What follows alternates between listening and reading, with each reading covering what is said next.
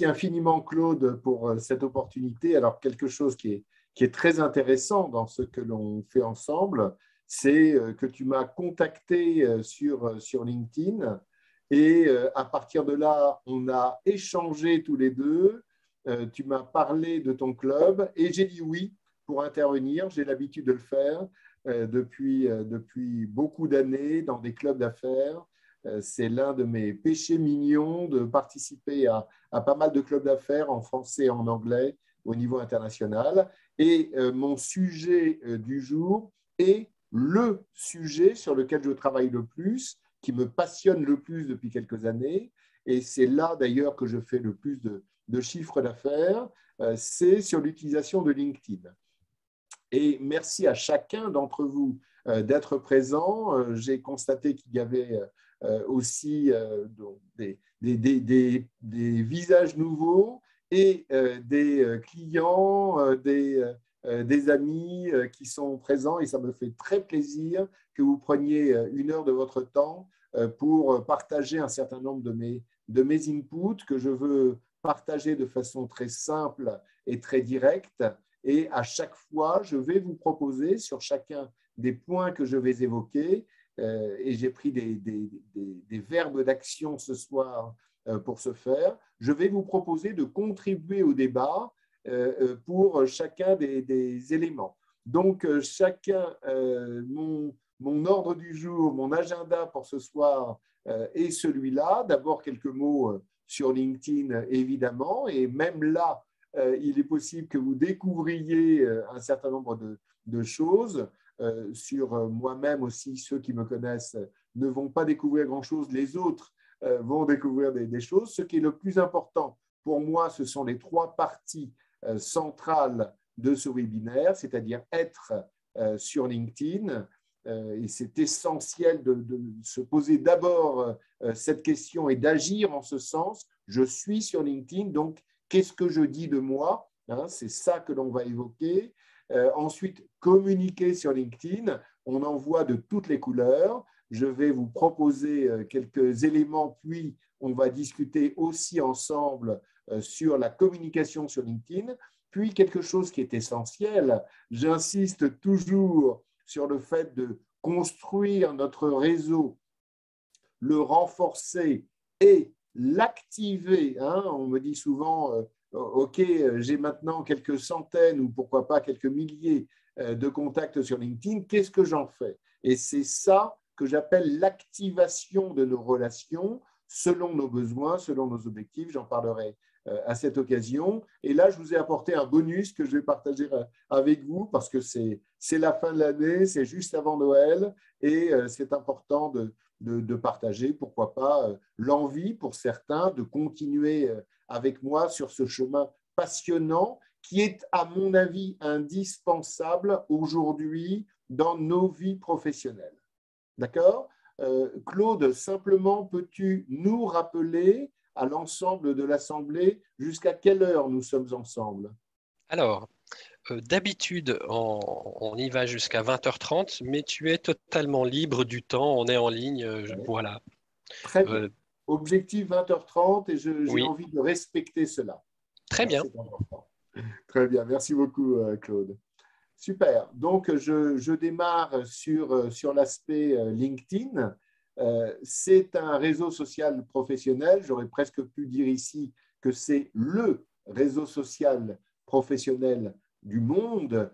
Pour information, j'avais pour ma part commencé sur le réseau Viadeo, qui était le concurrent francophone de LinkedIn, et Viadeo en 2006 m'avait demandé de faire un certain nombre de conférences dans toute la France et évidemment, dans la foulée, c'est LinkedIn qui s'est imposé, Viadeo a déposé le bilan. C'est ce qui se passe beaucoup dans le monde des startups où on innove considérablement et à partir de là, il y a une structuration du marché. Et là, aujourd'hui, de mon point de vue, au niveau professionnel, c'est le seul réseau qui permet véritablement d'avoir une image de marque professionnelle indispensable. Potentiellement, il est possible d'utiliser d'autres réseaux sociaux pour son business, par exemple Facebook, Instagram, etc. Mais en termes d'image professionnelle, c'est bien là que ça se passe. Ça a été créé en 2003. J'ai rencontré le patron de LinkedIn à 2 reprises, une fois quelques mois après sa création et une deuxième fois quand il était milliardaire, parce qu'il a vendu à Microsoft en 2016 pour 26 milliards de dollars. Je l'ai revu donc une fois qu'il était milliardaire. Il était toujours aussi sympathique et intelligent. Aujourd'hui, on va de plus en plus vers 800 millions de comptes créés. Je suis toujours très impressionné par le nombre de comptes créés. Et évidemment, mon challenge, quelque part, ma mission par rapport à ça, c'est que les gens utilisent bien cet outil par rapport justement à leurs intérêts et leurs objectifs. D'accord? Et c'est incontestablement, d'après moi, le leader pour faire sa veille sur un marché, voir ce que font nos concurrents et se promouvoir avec ces 3 dimensions que je vous propose pour ce soir, qui sont le fait d'être, de communiquer et d'activer ces relations.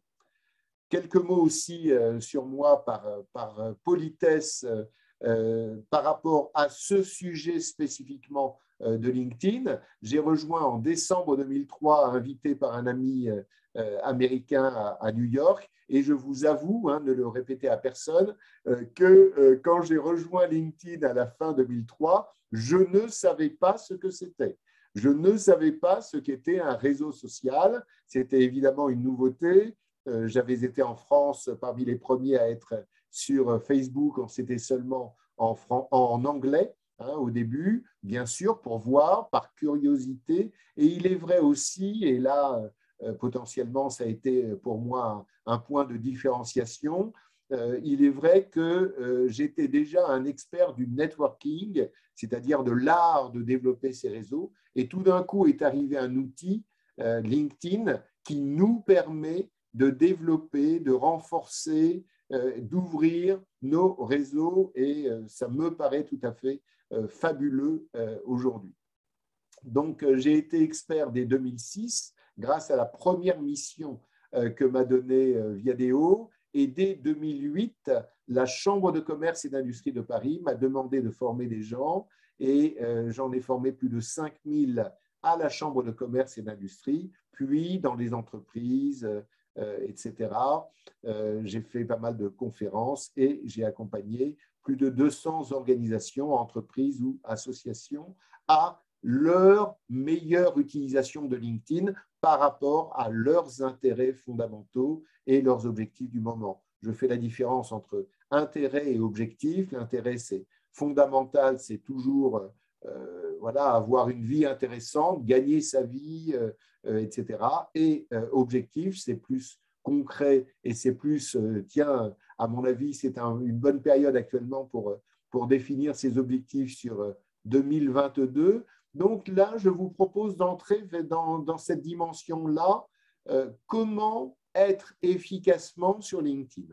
D'accord? Je dois dire des choses de moi, je dois quelque part me dévoiler, comment le faire, pourquoi le faire, et je vais, si vous le voulez bien, partager avec vous d'abord 3 bonnes pratiques que j'enseigne justement dans mes formations et dans mon coaching. Et ensuite, je vous donne la parole.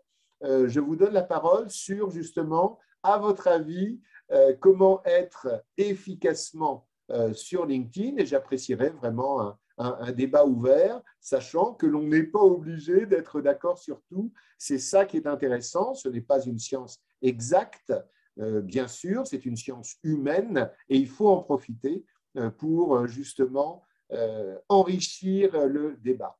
Donc, les 3 bonnes pratiques que je vous conseille sur cette dimension d'être sur LinkedIn. Et j'insiste sur le fait que d'abord, avant de communiquer, c'est essentiel de préciser ce que je veux dire de moi.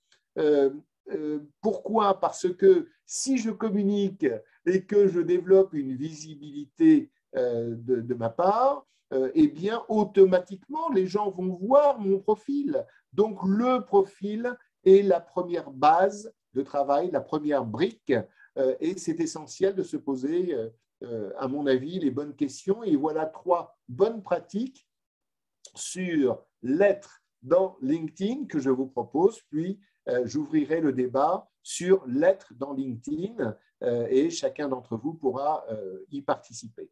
La première bonne pratique, et je crois que c'est la partie sûrement la plus difficile, et c'est on y parvient par quelque part introspection et aussi la bonne connaissance de qui on est et qu'est-ce qui est intéressant pour moi dans la vie. Hein. J'évoquais tout à l'heure gagner ma vie, j'évoque potentiellement partager des convictions, j'évoque le fait de garder le lien avec des clients, avec des contacts, avec des prescripteurs.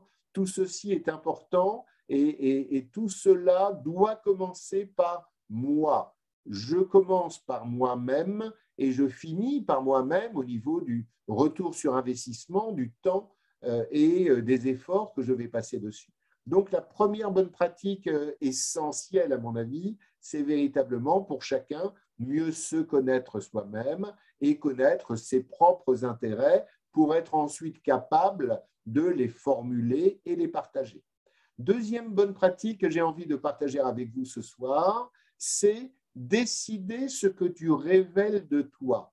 Il n'est pas question ici, sinon on embrouillerait nos interlocuteurs, de dire tout sur nous-mêmes.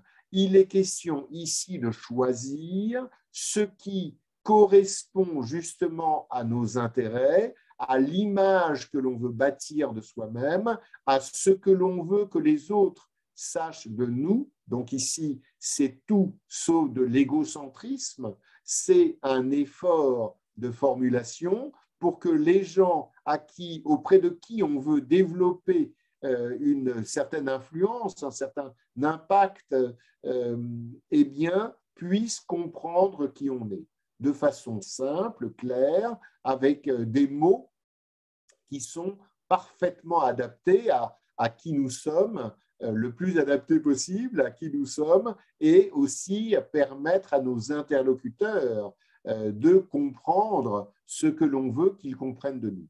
D'où l'importance d'ailleurs dans mon travail sur l'être sur LinkedIn d'utiliser le « je ». Quelqu'un vient voir qui je suis, il me fait l'honneur de passer du temps sur mon profil, et bien voilà qui je suis un expert de ça, etc. Et c'est là-dessus que je veux bâtir ma réputation, donc construire à partir de là ma réputation, d'accord, sur ces expertises que j'ai décidé de dévoiler. D'accord ? Dévoiler, révéler, c'est important. On se met à nu sur une partie de qui on est. Surtout, j'insiste considérablement sur le fait qu'il n'est pas question de tout dire. Il est question de garder le muscle en enlevant la graisse, de garder le muscle de qui nous voulons que les autres sachent ce que nous voulons que les autres sachent de nous. D'accord ? Qu'ils aient l'idée la plus claire possible, la plus pertinente possible par rapport à ce que l'on veut faire passer, toujours ici, dans un contexte professionnel. D'accord ? Dans la vie professionnelle. Et j'ai ici, dans cet esprit, juste avant de vous donner la parole, j'ai envie de partager 3 valeurs qui me paraissent importantes ici. À chacune de ces bonnes pratiques, il faut le faire tout à fait avec humilité, hein, c'est ce que je vous propose, ça me paraît essentiel de ne pas le faire par exemple en modestie, hein. Modestie c'est cacher des qualités, l'humilité c'est je peux apprendre tous les jours et je veux même apprendre tous les jours, je peux progresser tout le temps. Assertivité, j'affirme mon expertise, même si je ne suis pas le meilleur du monde, mais je fais le maximum de ce que je peux et donc je l'affirme de façon très claire. je suis expert en ce que je veux révéler de moi. Et persévérance, très souvent, mes clients me disent, bon, j'ai fait tout ça, mais pour autant, je n'ai pas obligatoirement à court terme les résultats que j'espère par rapport au fait de me présenter sur LinkedIn. Eh bien, il faut continuer à creuser le sillon et continuer à développer avec persévérance notre image. J'avoue que je passe beaucoup de temps moi-même sur le fait de me présenter de la façon la plus claire possible. Il ne faut surtout pas le faire tous les jours, mais une fois par trimestre, je me permets de revisiter mon profil LinkedIn pour m'assurer qu'il est le plus pertinent possible par rapport à mon discours du moment. Encore une fois, sur la vie professionnelle. Voilà les bonnes pratiques sur l'être sur LinkedIn que j'ai envie de vous proposer ce soir. Et j'ai envie d'ouvrir le débat sur ce sujet-là, être sur LinkedIn. Et ici, concrètement, ce que je souhaite, c'est que vous puissiez réagir et je vais noter un certain nombre de mots que vous allez partager avec nous. Ouvrons le débat dès cette étape-là. S'il vous plaît, vous pouvez vous exprimer et je préfère que ce soit à l'oral plutôt qu'à l'écrit et ça peut donner lieu déjà à des discussions. Encore une fois, on n'est pas obligé d'être d'accord, mais c'est très intéressant de le partager ensemble pour tous ensemble progresser. Voilà. Sur l'être sur LinkedIn, qui est-ce qui a envie déjà de réagir et de me donner un mot qui lui conviendrait bien dans cette dimension-là? Moi, je veux bien. Avec plaisir. Bonsoir, André. Welcome, Delphine. Qu'est-ce que pour moi, le premier mot qui vient, qui me semble le plus évident en fait pour être sur LinkedIn, c'est authenticité. Ah oui. Parce que quoi qu'il en soit, je crois que tous ceux qui ont essayé de jouer un rôle ont été très très vite démasqués, puisque si on suit les gens au quotidien, à un moment donné, comme n'importe quel mythomane, hein, on le grille direct à un moment donné. Voilà. Exact. Ok, merci beaucoup pour ta contribution de façon très très simple. C'est clair que si on n'est pas authentique, on se tire une balle dans le pied. Hein, et on reçoit en boomerang les bêtises que l'on a pu révéler de soi. Donc, merci beaucoup, Delphine. Un mot très, très fort. Qui est-ce qui veut continuer cet échange? Ouvrons le débat sur l'être sur LinkedIn. Qu'est-ce que vous avez envie de proposer? Moi, je voulais rajouter, bonjour à tous. Oui, quel est ton prénom? Bonjour. Mélanie. Mélanie, on t'écoute avec attention. Ce que j'ai remarqué, être sur LinkedIn, c'est une chose, donc se faire voir, mais il faut aussi être actif. Et par actif, j'entends réagir notamment sur des articles ou engendrer la conversation, la réaction, pas juste faire des likes, mais derrière commenter, essayer de générer des réactions, du dialogue et puis voir un petit peu voilà, ce que pensent les gens sur certaines thématiques. Joli. Écoute, je trouve ça très pertinent. Alors, merci beaucoup, Mélanie, parce que c'est exactement mon deuxième sujet de la soirée, communiquer. Et ce que j'aime beaucoup dans ce que tu as rajouté par rapport à ce que j'ai dit, c'est que quelque part, je révèle ce que je veux de qui je suis, et avec cette idée fondamentale que c'est la communication qui va me permettre d'établir mon identité sur LinkedIn et mon influence. Donc, tu as apporté un vrai plus. Merci beaucoup, Mélanie. Qui est-ce qui veut contribuer aussi à ce débat sur l'être sur LinkedIn? Oui, moi, j'ai Pierre-André. Quel est ton prénom? Pierre-André. Pierre-André, je t'écoute avec attention. Voilà. Alors, moi, votre présentation, c'est chouette parce que vous avez commencé avec le jeu. Oui. Du coup, j'ai regardé mon profil en me disant, bon, ben, c'est pas mal. Et en fait, j'ai découvert que je n'ai jamais rempli la zone de mes objectifs. Ah, intéressant, intéressant. Qui, justement, peut-être cette modestie de montrer des choses, mais pas dire réellement, voilà, me présenter plus objectivement, je dirais. Merci beaucoup. Alors, merci. Je vais, si tu me permets, changer ton dernier mot, Pierre-André. C'est pas te présenter objectivement, c'est te présenter subjectivement, tel que tu es, et révéler tes objectifs pour qu'il y ait ensuite la capacité pour ceux qui sont sur LinkedIn de les voir et de t'apporter quelque chose et de t'apporter de la valeur. Donc, c'est subjectivement de révéler les objectifs. Ah, j'ai fait un petit jeu de mots parce que c'est dans mes objectifs que je dois le mettre. C'est ça, exactement. Ça, j'avais complètement occulté. Exactement. Merci, je suis content que tu en aies pris conscience et que tu puisses agir là-dessus. Merci beaucoup, Pierre-André. Qui d'autre veut contribuer? Alors moi, j'aurais juste en fait, une question. Avec plaisir. Justement, qui concerne l'être. Corail. Comment? Corail. Corail, je t'écoute avec attention. Alors, pour ma part, c'est comment, en fait, je ne vais pas dire cacher les trous, mais c'est justement pouvoir les justifier. C'est-à-dire que sur des périodes, on va dire entre deux emplois, car il n'est pas toujours évident de nos jours d'avoir un contrat qui se suit. Et malheureusement, LinkedIn a cette temporalité entre les jobs. Donc, pour ma part, c'est vrai que quand je m'introduis sur LinkedIn, je montre tout d'abord mes compétences, mais forcément, ils vont regarder ensuite justement cette temporalité et poser des questions en disant « mais qu'avez-vous fait pendant cette période ?» Yes, exact. Alors, Corail, tu touches un mot, un sujet très important, en effet, qui était vrai déjà à l'époque du CV, n'est-ce pas? De mon point de vue, le profil LinkedIn est en train de remplacer petit à petit le CV.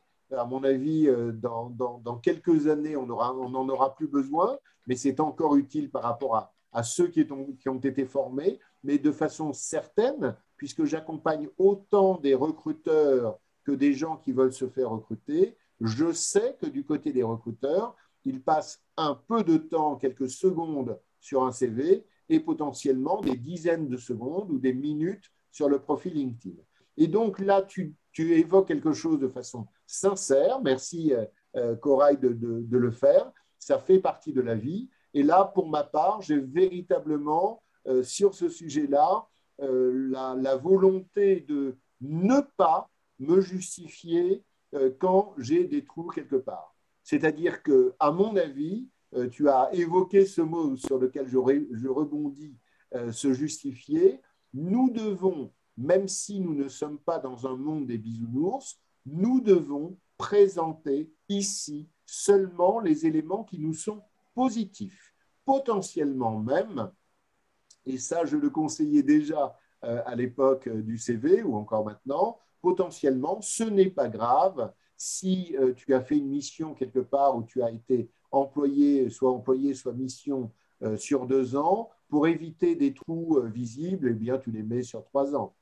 Ce n'est pas gravissime, il ne faut pas les mettre sur 10, mais sur 3-4 ans, pourquoi pas.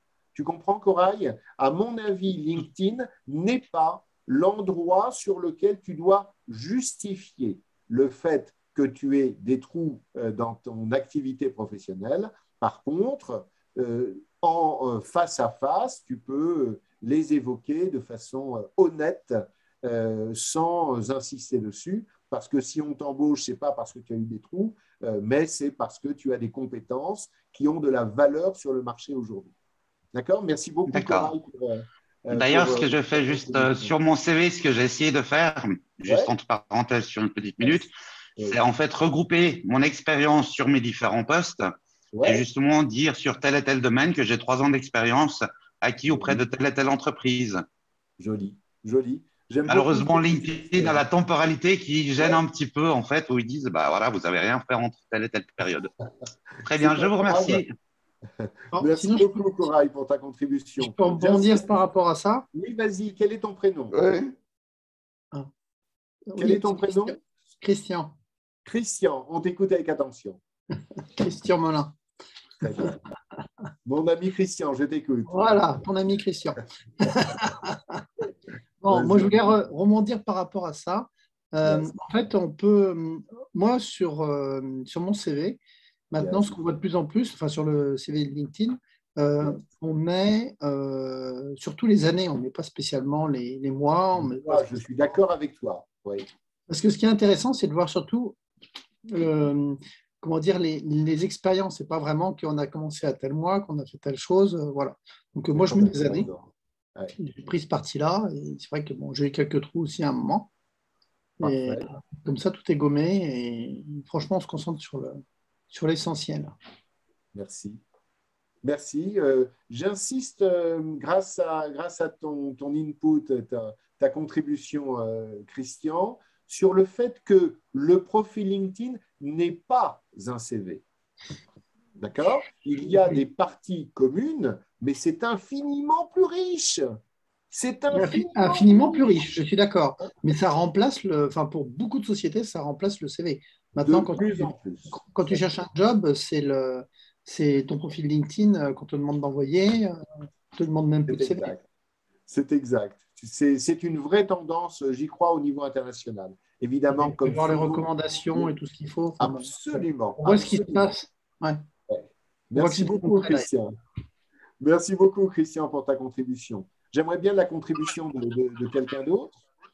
Moi, j'aurais juste une petite question. Quel est ton prénom? Ah, pardon. Oui, moi ou… Ah, ok, pardon. Ella, mon prénom, c'est Ella.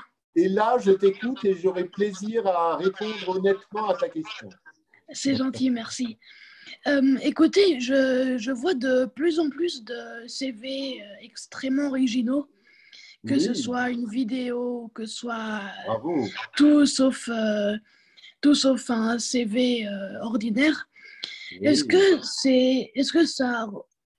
que c'est vraiment aussi bénéfique que ça, finalement, d'avoir ce genre de CV original? Ou bien est-ce que c'est juste, ça impressionne pendant les 2 premières millièmes de seconde et après, écoutez, après on regarde le fond. Bien sûr, bien sûr. Merci beaucoup, Ella, pour ta question. Merci. Il s'avère que lundi et mardi, j'ai fait une formation dans une université pour former des doctorants en biologie, lundi et mardi. Et l'une des remarques que l'on s'est faites une fois de plus, c'est que là, je sens, et là, de façon pertinente, que tu parles surtout au niveau recherche d'emploi, et LinkedIn doit être utilisé aussi avec cet objectif de recherche d'emploi pour ceux qui le souhaitent. Tu parles ici donc en recherche d'emploi, et nous savons de façon de plus en plus éclatante que pour un job, il y a beaucoup de candidats. Il y a potentiellement des dizaines ou des centaines. Donc, c'est intéressant, les 2 millisecondes que tu as évoquées juste vers la fin de ta question est là. Ce que je crois fondamentalement, c'est qu'il faut se différencier pour avoir justement une chance d'être écouté et choisi. Et là où tu as aussi raison, et là, c'est que évidemment, les gens regardent le fond à la fin, avant de t'embaucher. Mais cette capacité, tu as évoqué la vidéo, cette capacité à utiliser d'autres moyens de communication qui s'imposent dans notre société à tous les niveaux, cette capacité à les utiliser peut faire et fait la différence de plus en plus. C'est-à-dire, Ella, as-tu déjà enregistré une vidéo pour te présenter, Ella? Ou pas encore? Non. D'accord. Je te conseille de faire l'exercice. Je sens que tu en as un peu envie et profites-en pour le faire. C'est un exercice au début difficile, se voir dans un film, mais c'est très enrichissant parce que de toute façon, ici, quand on parle de vidéo, on parle aussi en même temps de cette capacité dans des visioconférences de s'exprimer, de se montrer. Et nous savons sur l'aspect emploi qu'il y a de plus en plus d'entretiens qui se passent par Zoom ou équivalent. D'accord? Donc, c'est un exercice que je te conseille considérablement. Hein, je te sens prête pour ça. Ce n'est pas grave si au début tu ne vas pas juger que tu es la meilleure du monde. Ce n'est pas grave. Il faut y aller et tous les éléments de différenciation sont essentiels pour te permettre de bien te présenter. Merci Ella pour ta question et ta remarque. Oui, les vidéos, et dès lors que tu fais une vidéo de présentation, évidemment, tu la postes aussi sur LinkedIn. Tu fais un post exclusivement sur ta vidéo en disant avec tes mots, hein, évidemment, pas avec les miens, avec tes mots, tu dois dire que tu es fier. Donc, je suis fier de partager la vidéo qui me permet de me présenter et je suis ouverte à toutes les remarques et propositions dans la suite. Oui, il faut se différencier et ce genre d'outil est un différenciateur. Utilise-le et là, ça va te faire du bien. D'accord? Merci beaucoup. Merci pour votre réponse. Merci beaucoup. Oui, merci à toi. Qui d'autre veut intervenir sur cette... Bonsoir. Quel est ton prénom? Gilles. Gilles, on t'écoute avec attention. En fait, ma question était, là on vient de parler de LinkedIn dans le cadre d'un recrutement et d'une présentation personnelle. Oui. LinkedIn peut être également utilisé dans le cadre de la vente de services ou la promotion de services. Hein, c'est un autre aspect, je pense, de ta présentation. Et oui, ma question, c'est ce qui s'appelle le social selling. Social selling. Voilà, je suis aussi un expert de ce domaine. Vas-y. Ma question était en fait, on parlait là de se présenter de manière individuelle avec sa personnalité dans les premiers instants de notre profil. Est-ce que justement, si on a une activité, si on veut l'utiliser pour une activité, est-ce qu'on doit mettre des informations sur l'activité dans cette première partie ou est-ce qu'elle doit être décrite dans une deuxième partie du profil en fait? Ah, c'est géant, ta question est vraiment excellente, Gilles, merci beaucoup. Donc, je me permets de la reformuler et si tu n'es pas complètement d'accord avec ma reformulation, n'hésite pas à m'interrompre hein, pour enrichir la chose. La question de Gilles, telle que je la comprends, c'est « je me présente hein, ». Tout le monde a bien vu que j'insistais d'abord sur « être », soit « moi, je me présente à qui veut venir voir qui je suis ». D'accord? Et Gilles rajoute une couche fort pertinente qui consiste à dire, en plus de je suis expert en quelque chose, eh bien, je vends quelque chose. D'accord? Et en l'occurrence, il est très important de faire d'abord une séparation entre les deux. Je conseille fortement de différencier les choses. Évidemment, Gilles, si toi ou quelqu'un d'autre est indépendant, il y a évidemment de forts points communs entre qui je suis et ce que je vends. D'accord? Évidemment. Mais si c'est une entreprise, alors il faut considérablement séparer les choses. Sur LinkedIn, il faut d'abord dans le compte dire qui je suis et ce sur quoi je veux travailler, mes expertises, les développer et les répéter, on va le voir dans la partie communication. Et sur la page, d'accord, sur la page d'entreprise qui est vraiment prévue pour ça, alors il y a une description plus détaillée de l'offre de service proposée par l'entreprise. Donc ici, pour simplifier, il y a deux cas. Premier cas, je suis indépendant et donc je crée mon compte et je crée aussi une page d'entreprise, même si la différence, voilà, compte et page, la différence sera faible, ce n'est pas grave. On va répéter un certain nombre de mêmes choses.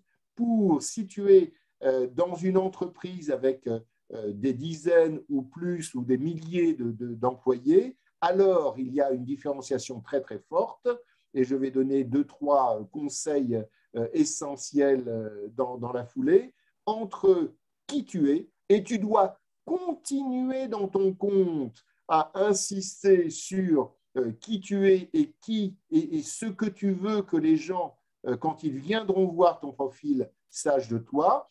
Et la page, et là, 2-3 conseils.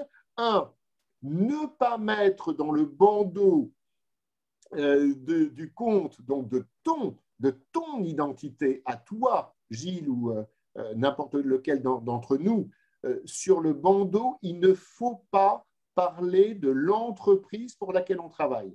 D'un côté, il y a moi, et d'un autre, il y a l'entreprise. Potentiellement, demain, cela m'est arrivé dans mon expérience professionnelle, je vais faire le même genre de boulot pour une autre entreprise qui est concurrente. Ça peut arriver, ça arrive de plus en plus, donc il ne faut pas, surtout pas, mélanger dans ton compte qui tu es avec l'entreprise pour laquelle tu travailles. D'accord? Même si on est indépendant? Oui, vas-y Gilles. Même si on est indépendant? Alors, merci. Si tu es indépendant, il faut toujours séparer en termes de… Est-ce que tu as créé une entreprise, Gilles? Oui, enfin une plateforme, oui. Qui a un nom? Oui. Très bien, je ne veux pas le savoir pour l'instant, le nom de l'entreprise. Donc là, je réitère, même pour les indépendants, sur le compte, c'est toi, d'accord? Et sur la page, c'est le logo de ton entreprise. Il y a d'une part la photo dans ton compte, c'est toi, la photo sur la page de ton entreprise, c'est le logo de ton entreprise. Sur ton compte, la bannière, c'est toi en action avec tes mots-clés, d'accord? Et sur la bannière de ton entreprise, il y aura le logo de ton entreprise avec aussi les mots-clés sur les services qui sont proposés par ton entreprise. D'accord? Donc, même pour les indépendants, cela me paraît essentiel de faire la différenciation. Tiens, j'ai un client qui est exactement dans la même situation que toi, Gilles. Son prénom est Olivier. Et Olivier, non seulement il a, comme toi, son entreprise, mais il est aussi sous-traitant d'autres entreprises. Donc, il intervient avec son entreprise de façon flexible, ce qui me paraît être une tendance très forte de notre marché, la flexibilité pour s'adapter aux nouveaux modèles de business dans le monde. Eh bien, d'un côté, il a son entreprise et c'est important qu'il l'exprime dans sa page. Et d'un autre côté, il est sous-traitant. Par exemple, il est, je ne sais pas, Gilles, si tu connais l'AFNOR, bon, ce n'est pas très important. Oui. C'est un grand organisme qui prend des experts. Et quand il intervient pour l'AFNOR, il n'intervient pas sur le nom de son entreprise. Tu comprends, Gilles? Oui. Donc, je te conseille d'être capable de faire cela aussi. D'où l'importance de séparer photo, logo, d'accord, bannière de la personne en mouvement, en action professionnelle et bannière de l'entreprise. Et deuxième élément, et ensuite Gilles, tu pourras aussi rebondir s'il y a quelque chose que tu veux que je clarifie encore. Et Philippe qui attend religieusement. Oui, oui, pas de souci. D'accord. Donc Gilles et vous tous, nous tous, j'insiste considérablement parce que l'erreur est très classique, très souvent réalisée, hélas, dans l'expérience que l'on met de LinkedIn. Par exemple, j'ai travaillé de telle année à telle année pour telle entreprise. D'accord? Dans l'expérience, il faut mettre le nom de l'entreprise propre. Dès lors, cela fait le lien. Il y a le logo de l'entreprise, en fait, de la page de l'entreprise qui apparaît. D'accord? Et dans l'explication, ici, dans l'expérience, il ne faut pas parler de l'entreprise.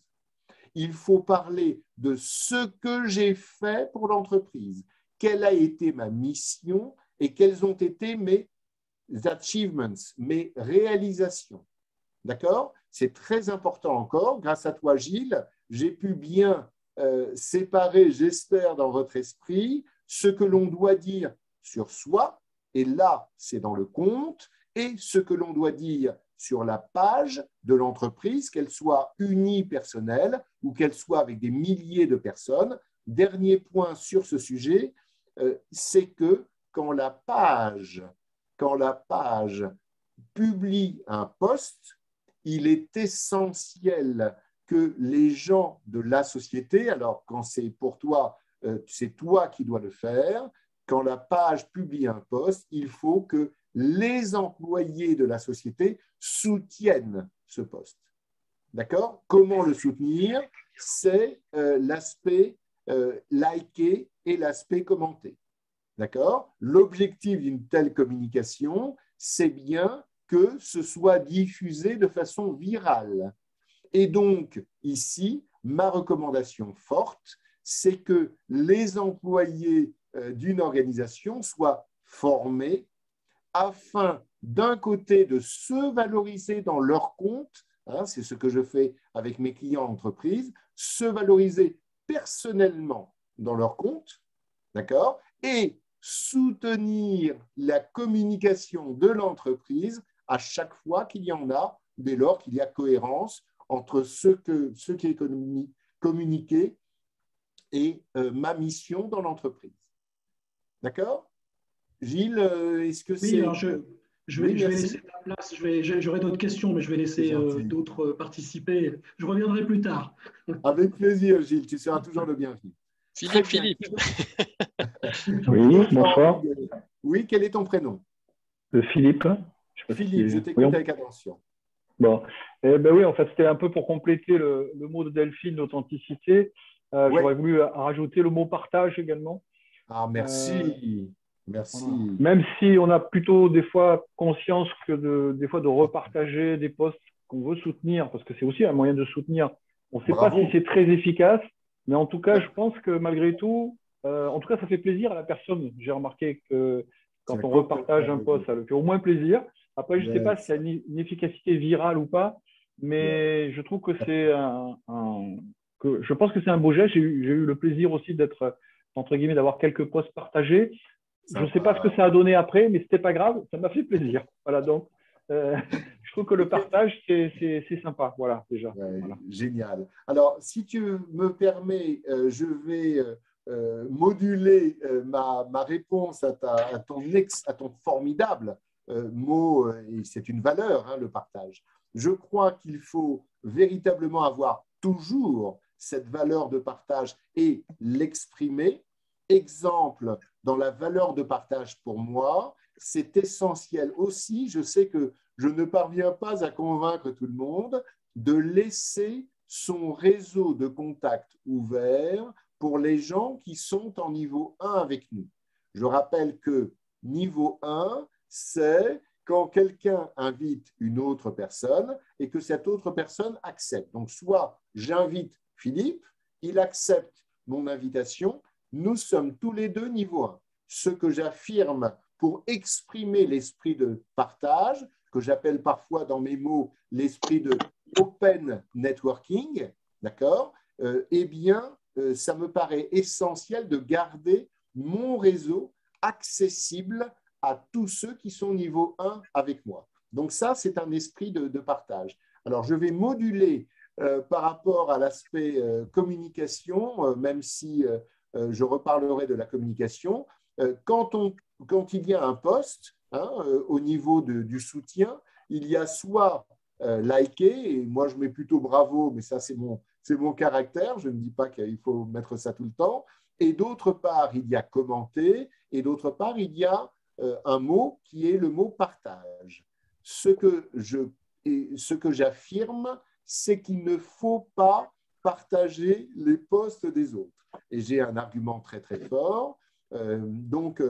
Philippe, je vais te conseiller plutôt de commenter le post des autres personnes plutôt que de le partager au sens LinkedIn du mot. Pourquoi? Parce qu'en l'occurrence, quand tu le commentes, tu restes dans le flux du post. C'est-à-dire que tous ceux qui ont liké le post en question, et évidemment l'émetteur du post, voient ton commentaire. Et ça a énormément de valeur, énormément. Alors que si tu partages ce post, tu crées un nouveau flux. Alors évidemment, les gens qui sont dans ton réseau le voient. Entre nous, ils le voient de la même façon si tu commentes. D'accord ? Et donc, si tu utilises le partage, et je sais que LinkedIn incite à ça, parce que c'est l'intérêt de LinkedIn, mais ce n'est pas, à mon avis, ton intérêt, de créer de nouveaux flux de communication qui ne dépendent que de toi. Je le dis de façon un peu plus concrète. Si il y a déjà 10 personnes qui ont liké le post que tu veux soutenir, d'accord ? Si tu le partages, alors ça redémarre à zéro dans ton partage, alors que chez les 10, ça continue. Donc, je te conseille fortement, Philippe, de commenter les posts que tu veux soutenir.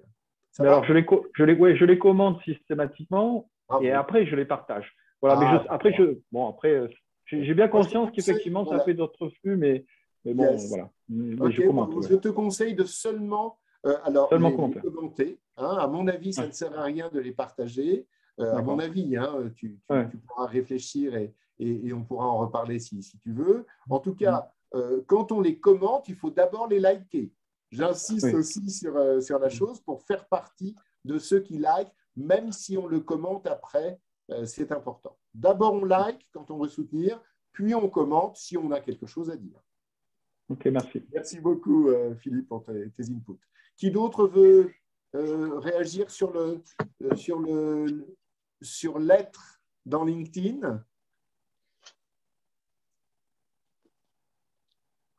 Ok, merci. Ben, ça me donne l'opportunité de passer à mon prochain sujet. Alors, ce qui est génial dans notre échange, et merci beaucoup à tous ceux qui se sont déjà exprimés et à tous ceux qui vont s'exprimer dans la suite, je vais garder ceci. Donc, dans les slides que vous recevrez, eh bien, il y aura aussi ces contenus-là. D'accord? Voilà. Donc, ça me paraît assez sain qu'on continue sur l'aspect communication, hein, communiquer sur LinkedIn. Et de la même façon que l'être sur LinkedIn, je vais vous proposer 3 bonnes pratiques que j'ai l'habitude d'enseigner ou de dire dans mes conférences.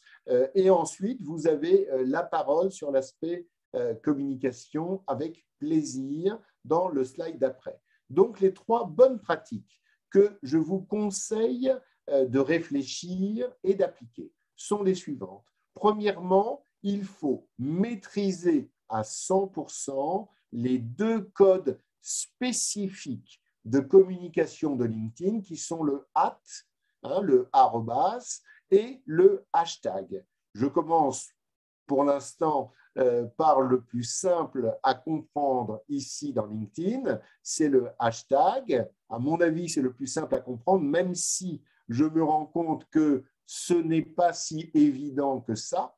D'accord ? Le hashtag est un concept qui a été piqué par LinkedIn à Twitter.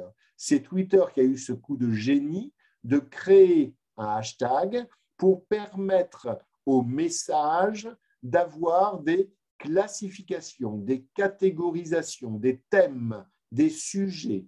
Par exemple, si je veux parler, comme je l'ai fait dans mes posts depuis quelques jours, de ce webinaire interactif de ce soir, eh bien, j'ai mis hashtag LinkedIn, ce qui exprime très, très concrètement et très directement le fait que si je mets donc hashtag, le mot qui suit après, sans blanc, sans point et sans tiret, d'accord, eh bien, ce hashtag exprime un sujet qui est important pour moi dans ma communication. J'ai évoqué le fait qu'on ne peut pas mettre de blanc, ni de point, ni de trait d'union. Par exemple, si je fais raison d'être avec un trait d'union, hashtag raison d'être avec un trait d'union, il prendra seulement hashtag raison. C'est pour ça qu'il m'arrive d'utiliser ce mot-là que j'adore, raison d'être, et je le mets hashtag raison d'être en un seul mot. D'accord? Sinon, ce n'est pas compris par le hashtag. Donc, le hashtag est un outil extraordinaire pour catégoriser, pour insister sur les mots qui ont de l'importance pour l'émetteur du message. Évidemment, si je mets LinkedIn sans rien ou LinkedIn avec hashtag, ça veut dire que j'insiste quand je mets le hashtag sur le mot LinkedIn. D'accord? Maintenant, il y a le @ et le @ est un peu plus complexe. Il nous permet, en l'occurrence, de nommer des gens, de les nommer de façon simple. Exemple, j'ai encore vu tout à l'heure le post d'une de mes amies qui ne comprend pas ces codes spécifiques à LinkedIn. Pourtant, par ailleurs, elle est meilleure que moi en communication, mais elle n'a pas fait l'effort d'apprendre ça, et vraiment, je vous le conseille fortement. Elle a mis le nom d'un intervenant sans le @ Donc, il s'appelait Jérémy quelque chose, et elle a exprimé dans son post que Jérémy quelque chose a fait une conférence inspirante, intéressante, etc. Mais ce qu'elle ne savait pas, c'est que si elle avait mis @Jérémy Blanc, son nom de famille, eh bien, le lecteur, moi en l'occurrence cet après-midi, et tous les autres qui lisent les posts de cette personne, qui, je le répète, est brillante plus que moi en communication, mais qui n'a pas fait l'effort de comprendre ces codes-là, eh bien, si elle avait mis @Jérémy et son nom de famille, celui qui aurait lu, celui qui lit son post après coup, aurait pu cliquer sur le nom Jérémy et son nom de famille et accéder à son profil. C'est-à-dire que LinkedIn a fait, à mon avis, un coup de génie qui ressemble en partie à ce qu'a fait aussi Facebook, pour citer les autres personnes, pour ceux qui connaissent parmi vous Facebook. Le fait de mettre par exemple, mon amie Delphine, @Delphine et son nom de famille, permet à tous ceux qui liront mon post de savoir que je parle d'elle. Quand j'ai communiqué sur le webinaire interactif de ce soir, j'ai souvent remercié Claude Duc. Heureusement, je n'ai pas mis Claude Duc, mais j'ai mis @Claude Duc, ce qui permet à tous les lecteurs d'aller voir qui est Claude, et ainsi je lui donne de la valeur à Claude, et je me donne de la valeur vis-à-vis de lui et de tous les lecteurs parce que j'ai la chance de le connaître. Information très très importante, le hashtag n'appartient à personne, donc tout le monde peut utiliser n'importe quel hashtag. Et à propos du code @ pour nommer quelqu'un, et ensuite je le dirai pour la page aussi, pour nommer quelqu'un, le @ n'exige pas que je sois en relation avec la personne que je nomme.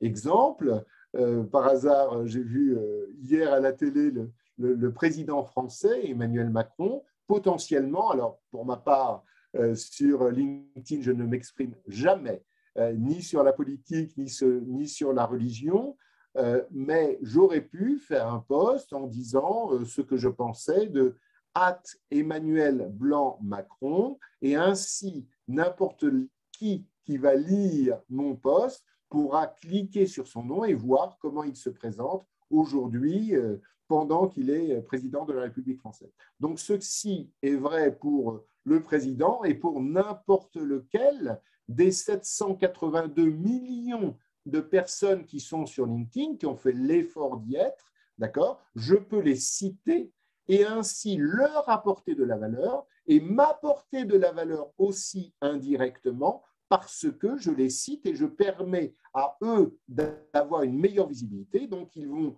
m'en être reconnaissants. Il y a un aspect de réciprocité dans ce réseau social, comme dans tous les réseaux d'ailleurs. Dès lors que je cite, par exemple, mon amie Delphine, potentiellement, elle sera plus encline à me citer aussi. Donc, important, il faut absolument maîtriser ces deux codes, le @ et le hashtag. D'accord? Il n'y en a pas 12, il y en a 2, et c'est important de les maîtriser parfaitement. Deuxièmement, ma recommandation est de liker et commenter les posts des influenceurs, des clients et des prospects. Et là, le like, j'en fais moi plusieurs dizaines par semaine. Il m'arrive d'en faire même 10 par jour. Commentaires, j'en fais plutôt 1, 2, 3 peut-être par semaine quand je suis inspiré. Voilà. Ce qu'il ne faut pas faire. Au niveau commentaire, c'est important aussi de savoir ce qu'il ne faut pas faire, c'est simplement mettre un commentaire en disant bravo ou bravo Jean-François, d'accord, ou bravo Edith, d'accord. Ce genre de commentaire est très bien sur un WhatsApp, d'accord. Si Jean-François vous a informé de quelque chose et vous lui dites dans votre communication one-to-one. Par contre, sur LinkedIn, il faut 2 choses en plus dans le commentaire. Au moins 2 choses. 1, il faut mettre, par exemple, bravo, d'accord?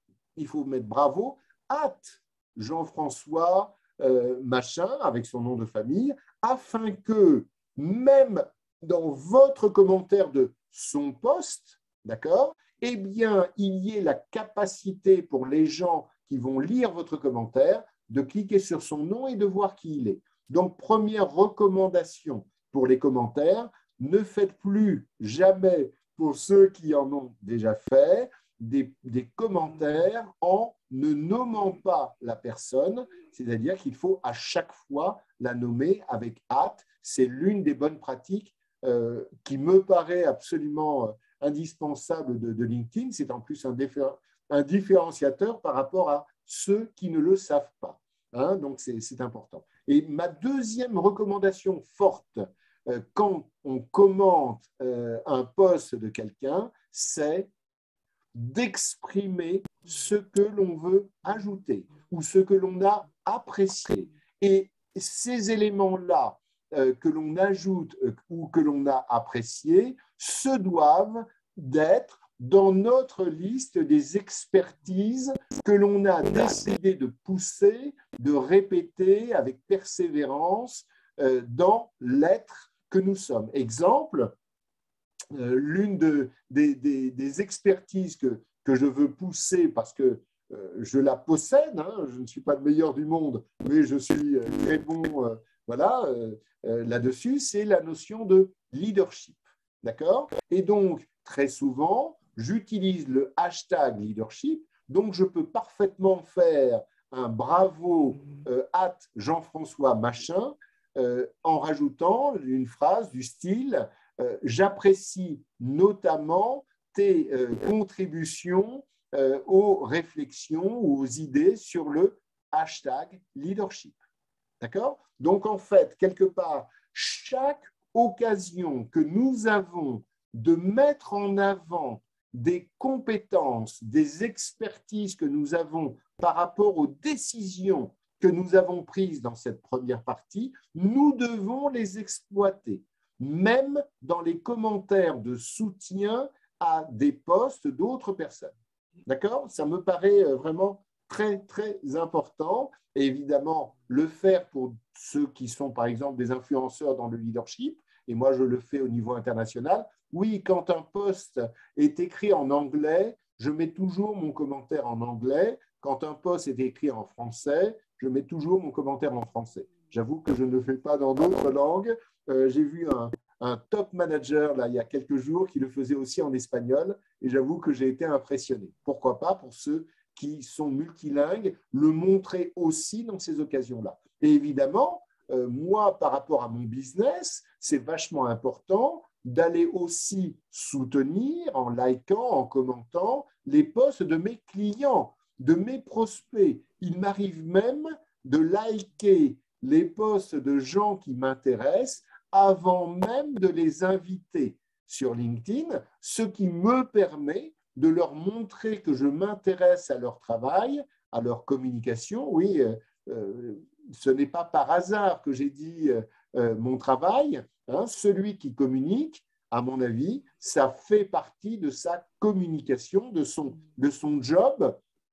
Dans son job, il y a une partie communication vis-à-vis du public, d'accord, et de ceux qui sont intéressés par ce qu'il raconte. D'accord? Et des prospects, évidemment, puisque c'est ceux qui vont apporter du chiffre d'affaires après. Que ce soit dans une démarche comme Gilles et moi en tant qu'indépendants ou vis-à-vis, même quand on est dans une grande entreprise, les prospects sont absolument à considérer, quel que soit le job que l'on a dans l'entreprise.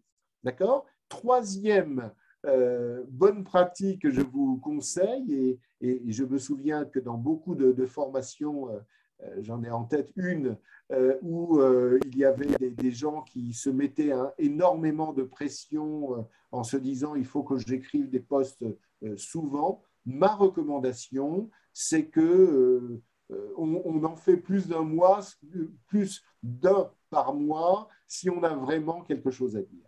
D'accord? Ce n'est pas la peine de faire des posts pour faire des posts. Et c'est très important aussi, même esprit que dans l'être, d'accord, dans la communication, quand c'est moi qui fais un post, je dis je.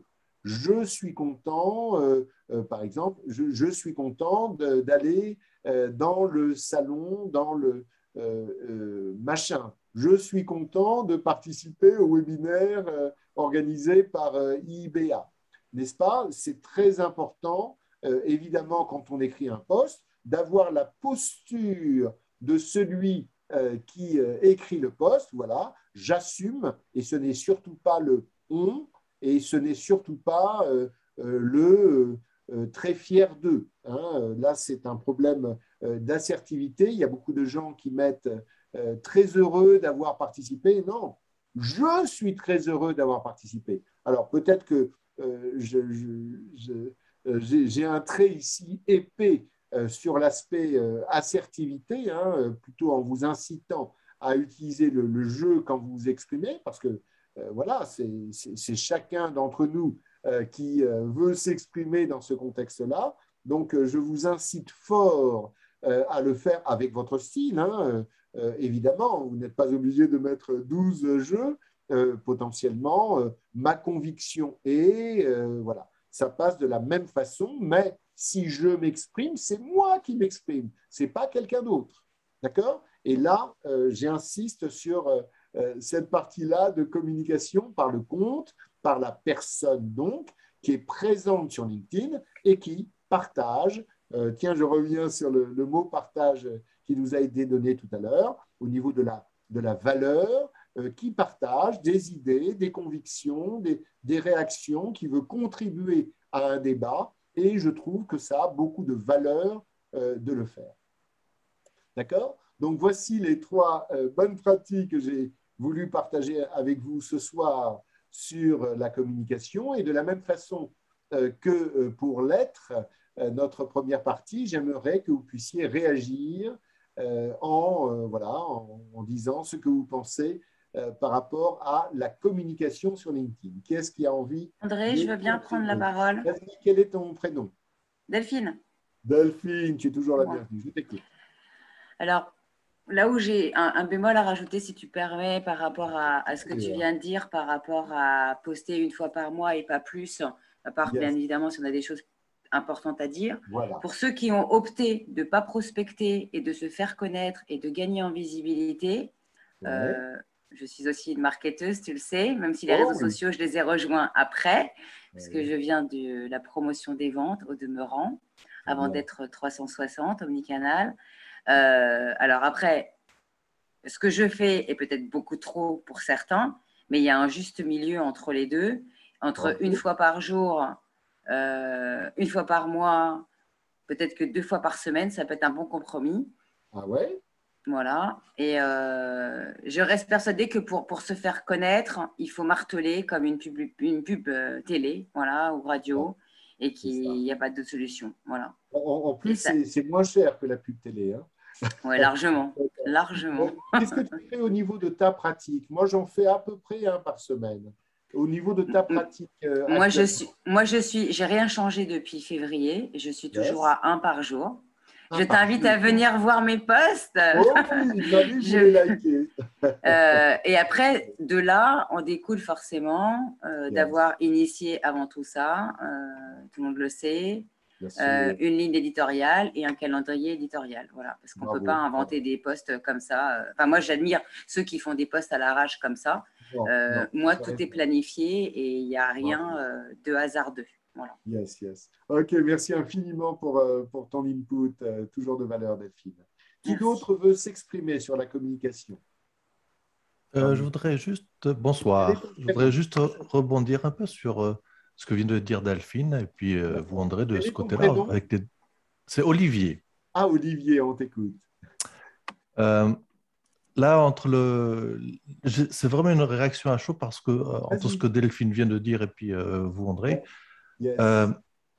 entre un post par jour et un post par mois, si on en fait un par jour, est-ce qu'on arrive à garder la même qualité du post?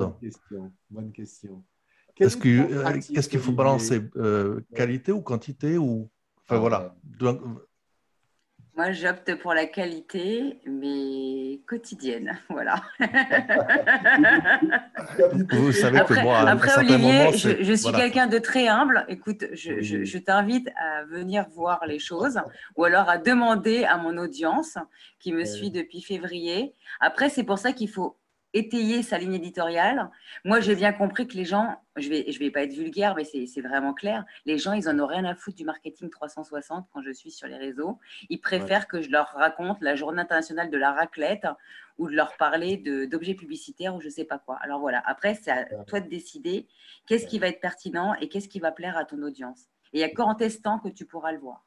Voilà. Olivier, quelle est ta pratique aujourd'hui, ces temps-ci? Alors justement, là, je suis en train justement on va dire, de pivoter, on va dire ça comme ça. Donc actuellement, je suis un consultant Zoho, donc c'est un ERP en ligne. Oui, je connais bien. Voilà. Et là, donc, je suis en train de pivoter là-dessus, avec un background sur du web développement. D'accord. Mais aujourd'hui, tu fais de posts par période? Alors, justement, moi, LinkedIn, ce n'est pas un réseau que j'entretiens, on va dire. J'entretiens seulement quand j'y pense. Ce n'est pas mon réseau de publication. Je privilégie encore les contacts directs, on va dire. Donc, c'est différent. Ou bien, alors je suis plutôt Twitter, Instagram, alors je ne suis pas du tout Facebook, et des trucs comme ça. Mais LinkedIn, je l'entretiens, c'est mon CV en ligne, si vous voulez. Est-ce que ce que tu es en train de dire, Olivier, c'est que du fait de ton pivotage professionnel, c'est ça que tu es en train de nous dire, en train de changer de posture, est-ce que ça te fait réfléchir d'une autre façon au fait d'utiliser LinkedIn pour garder le lien avec les gens que tu contactes parmi tes clients, parmi ceux que tu vois dans les événements, etc. Alors, non. Alors, pour tous les contacts que je connais physiquement, je les ai soit par Twitter, par Telegram, par WhatsApp, enfin des contacts vraiment directs, quoi, où on peut voir. Olivier, si je peux me permettre, j'ai envie de te faire ce cadeau-là. Si ces mêmes personnes, tu vois leur profil sur LinkedIn et que tu les ajoutes sur LinkedIn, tu rajoutes une vraie corde à ton arc. Je les ai sur LinkedIn, mais ce n'est que des liens. Ce n'est que des liens, on ne partage pas ou quoi que ce soit. C'est pas grave. C'est pas grave. Il faut d'abord les avoir sur LinkedIn. Et c'est intéressant, on va en parler tout à l'heure, dans l'activation de ces relations. Et les autres réseaux sont parfaitement acceptables. Merci Olivier, tu m'as rassuré quand tu as dit que tu les as invités sur LinkedIn aussi. En fait, c'est l'un ou l'autre, mais c'est que des liens. Je n'ai pas d'interaction avec eux ou avec d'autres personnes, c'est tout. D'accord, voilà. Très bien. Ce qui est géant dans LinkedIn, c'est que tu vois comment ils se présentent, c'est-à-dire ce qu'ils ont décidé consciemment ou inconsciemment. Et mon objectif ce soir, pour vous tous, c'est que ce soit le plus consciemment possible, de révéler d'eux-mêmes dans leur identité professionnelle. Et c'est d'abord sur LinkedIn que le profil est si riche et te permet de voir des choses. Merci beaucoup, Olivier, pour ton intervention. Qui d'autre veut réagir sur la partie communication?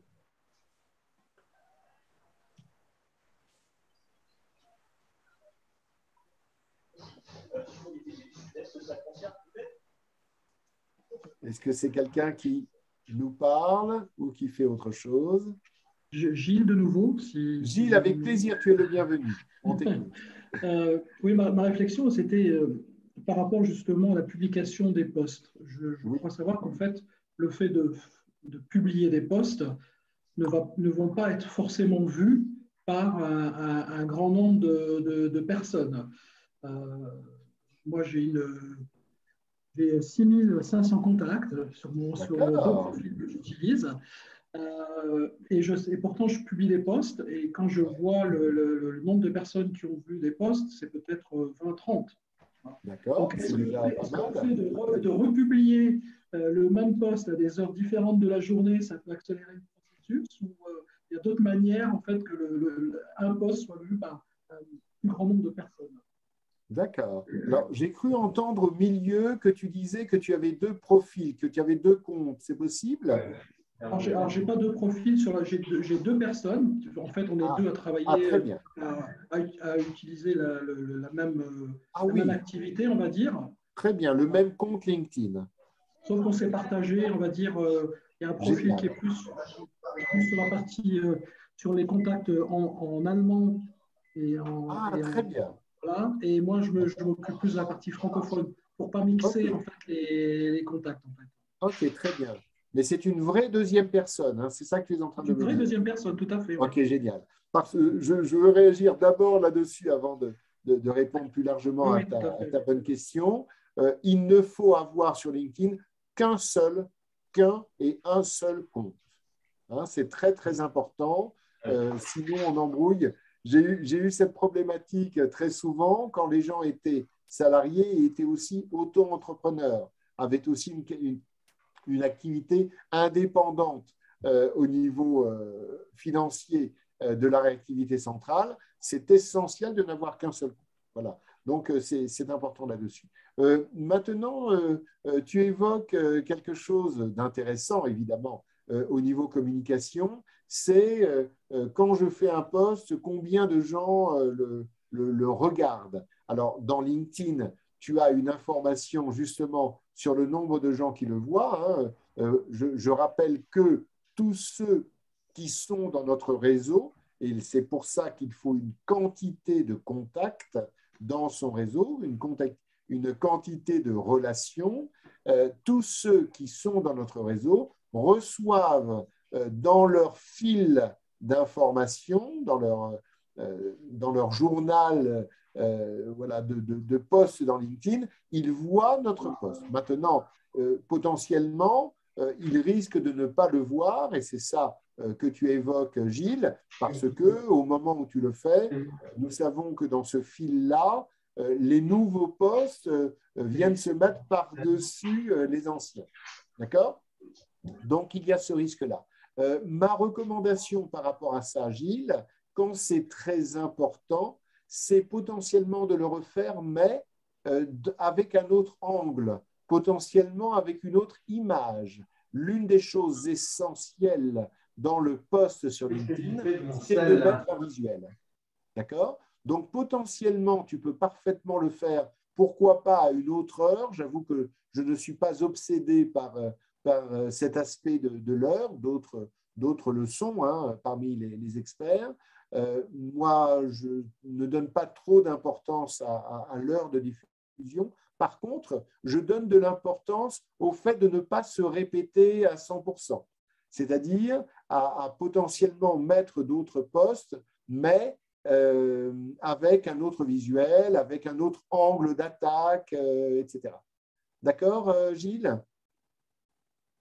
Et je veux finir par rapport à ta remarque sur le fait que nous considérons, alors là vraiment, ça fait partie des chiffres qui ont été véritablement trouvés dans les réseaux sociaux, c'est que, quel que soit le réseau social quasiment, sur 100 personnes qui voient un post, il y en a 10 qui le like et 1 qui le commente. C'est un ratio que vous pouvez mémoriser, qui est très classique au niveau international d'ailleurs. Il peut y avoir évidemment des exceptions et c'est ça, hein, les règles. C'est aussi la possibilité de les changer s'il y a quelque chose d'exceptionnel. Mais la règle est la suivante. Si j'ai 100 personnes qui voient passer mon post, il y en a une dizaine qui le like et 1 parmi ces 10-là qui le commente. Donc, ce n'est pas trop grave, Gilles, dans l'esprit qu'il n'y ait que 20 personnes qui likent ton post. Potentiellement, ceux qui sont intéressés par ton offre de service peuvent, au moment où ils consultent ton profil, voir l'ensemble de tes derniers posts et ainsi se faire une idée de qui tu es et ce que tu apportes comme valeur. Un exemple simple, j'ai de plus en plus de clients qui sont des avocats d'affaires, qui me disent qu'avant, il suffisait d'avoir un superbe site web et que maintenant, leurs clients, même leurs prospects, avant de les contacter, vont voir leur profil LinkedIn et ceux qui sont bien formés parmi leurs prospects vont voir leur dernière communication. Donc, ce n'est pas grave, Gilles, si au moment où tu émets ton post, eh bien, il y a une vingtaine de personnes qui le like, parce que ceux qui sont intéressés par toi pourront revoir le même post même après. OK? Merci, Gilles, pour ton input. Qui d'autre veut réagir sur cette partie communication?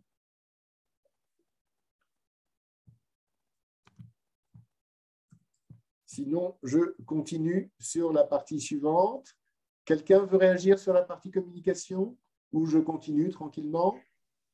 Il y a beaucoup d'influenceurs. Si j'aime bien. Oui, Nicolas, je t'ai entendu. Qu'est-ce que tu disais? Il y a beaucoup d'influenceurs qui proposent des business sur Internet. Comment faire la différence?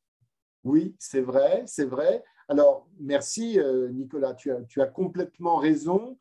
Ça me paraît difficile aujourd'hui de faire un business quel qu'il soit sans une présence sur Internet. Et pour moi, la présence sur Internet, ce n'est pas seulement avec les sites web, avec LinkedIn ou les autres réseaux sociaux, c'est aussi avec les emails, etc. Donc, tu as complètement raison, Nicolas. Et là, il y a une vraie stratégie à mettre en place d'après le type de service ou de produit que l'on vend.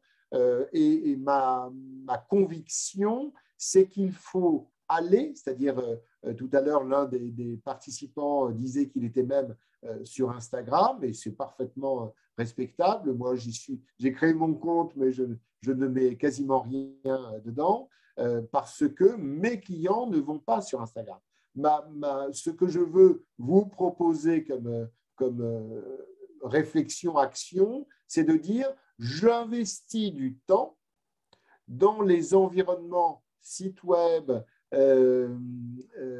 réseau social, quel qu'il soit, si ma cible est présente dedans et si ainsi ma cible voit mes communications. Je rappelle à cette occasion, merci Nicolas, grâce à toi, ça me permet de l'évoquer, que les gens vont de moins en moins sur les sites web. Hein, c'est très intéressant. Pourquoi? Parce qu'il y a quasiment toujours la même chose.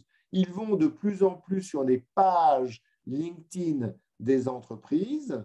D'accord? Pourquoi? Parce que c'est là qu'il se passe toujours quelque chose et que les gens de la communication externe, il m'arrive d'en former beaucoup aussi à l'utilisation la plus pertinente possible de la page LinkedIn, les gens de la communication externe mettent des informations sur la page de l'entreprise et ainsi donnent des informations régulières qu'il n'y a pas sur le site web, qui est plus en communication institutionnelle. Merci Nicolas, tu as complètement raison sur l'importance de la présence sur Internet en général Et à mon avis, sur LinkedIn en particulier, l'une des leçons que l'un de mes maîtres en business m'a appris, c'est la chose suivante. Quand on fait du business avec des entreprises, ce n'est pas l'entreprise qui signe un contrat. Ce sont des gens de l'entreprise qui ont le pouvoir et la mission de signer des contrats avec des prestataires. D'accord? Donc, je considère que le business est d'abord une histoire de personnes et les moyens que l'on peut trouver, par exemple sur LinkedIn, pour accéder aux gens qui nous intéressent, et évidemment, c'est absolument capital. Merci beaucoup, Nicolas, pour ton intervention. J'ai entendu que quelqu'un d'autre voulait aussi prendre la parole. Alors oui, c'est encore Corail. Donc, pour en revenir à la communication. Merci. Donc, avec plaisir, Corail, je t'écoute. Sur la communication, idéalement, quand on met un post, idéalement, on devrait mettre des hashtags pour pouvoir, on va dire, catégoriser ou classifier le sujet. Merci. Et puis des tags également pour éventuellement lancer une discussion avec des connaissances, que ce soit au premier degré ou autre, même si ce n'est pas des influenceurs. Oui, tu as complètement raison, même si ce ne sont pas des influenceurs, tu as raison à 100%, Corail. Tu le fais déjà actuellement? Donc actuellement, justement, je travaille encore sur mon profil et je cherche en fait tout d'abord à compléter mon profil avant d'acquérir de la visibilité. Bravo, tu as raison. Tu as complètement raison, Corail. C'est très intelligent de ta part. Hein. C'est d'abord la présentation de qui tu es et ce que tu fais avant de continuer plus avant. Merci beaucoup, Corail. Très bien. Merci à vous. Ouais, super. Est-ce que quelqu'un d'autre veut s'exprimer sur la communication ou bien je continue tranquillement? OK, donc là, je passe à ce que j'appelle l'activation de tes relations, hein, de nos relations. C'est un point crucial parce que, et entre nous, c'est un point crucial aussi dans le networking en général. Je n'ai pas insisté sur la chose, mais avant d'être un expert de LinkedIn et même des réseaux sociaux en général, j'étais un expert du networking, donc de cette capacité et de cette volonté à développer ces réseaux pour atteindre ses objectifs et pour défendre ses intérêts. D'accord? Donc, intéressant ici, l'un des points cruciaux, tout à l'heure, je crois que c'était Olivier qui disait j'aime bien rencontrer les gens en réel, etc. Ce que je dis, c'est que l'un des points les plus difficiles, une fois qu'on connaît quelqu'un, eh bien, c'est de le contacter au moment où on en a besoin.